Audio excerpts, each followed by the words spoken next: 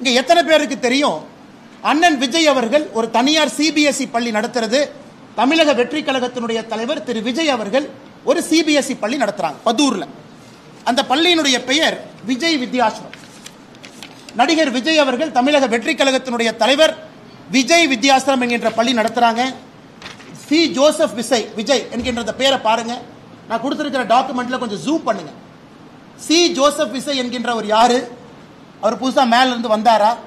அவருடைய இடத்தை 35 ஆண்டுகள் 2017 இருந்து 2052 வரை திரு ஜோசப் விஜய் அவர்கள் அவருடைய இடத்தை ஒரு அறக்கட்டளைக்கு 35 ஆண்டு லீஸ் கொடுக்கிறார்.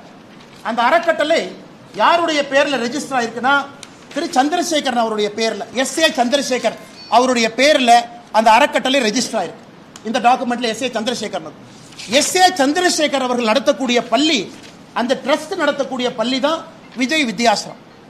என்ன அர்த்தத்தில் சில அரசியல் தலைவர்கள் அவங்க நடத்துற பள்ளி சிபிஎஸ்இ, அவங்க நடத்துற பள்ளியில ஹிந்தி இருக்கு, அவங்க சொந்த குழந்தைங்க பிரெஞ்சு படிக்கிறாங்க.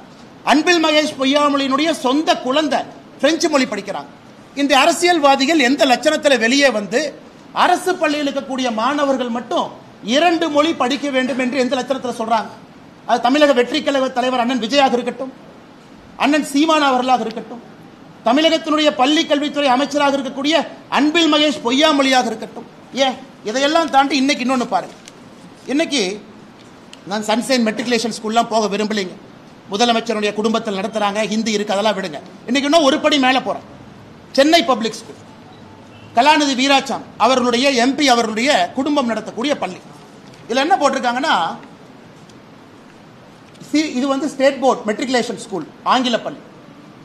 English is taught as first language, second language நீங்க தமிழ், ஹிந்தி, பிரெஞ்சு எது வேணாலும் எடுத்துக்கலாம். இங்க பாருங்க, இந்த பள்ளிக்கூடம் மெட்ரிகுலேஷன் பள்ளிக்கூடத்தில் தமிழ் கம்பல்சரி கிடையாது.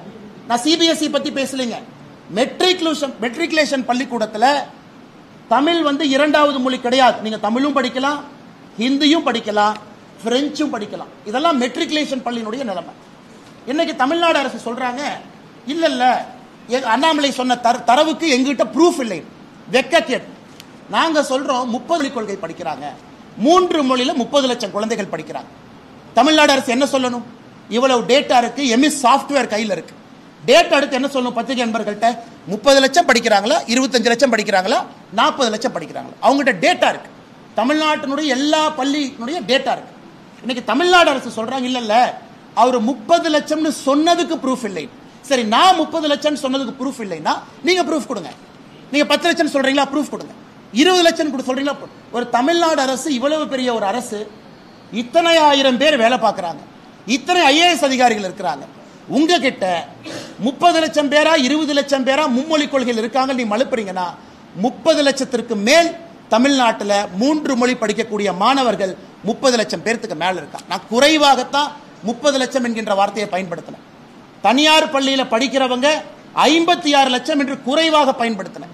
பிடி அரசகுமார் தனியார் பள்ளி கூட்டமைப்பினுடைய தலைவர் 68 லட்சம் புள்ளி விவரம் கொடுக்கிறார்.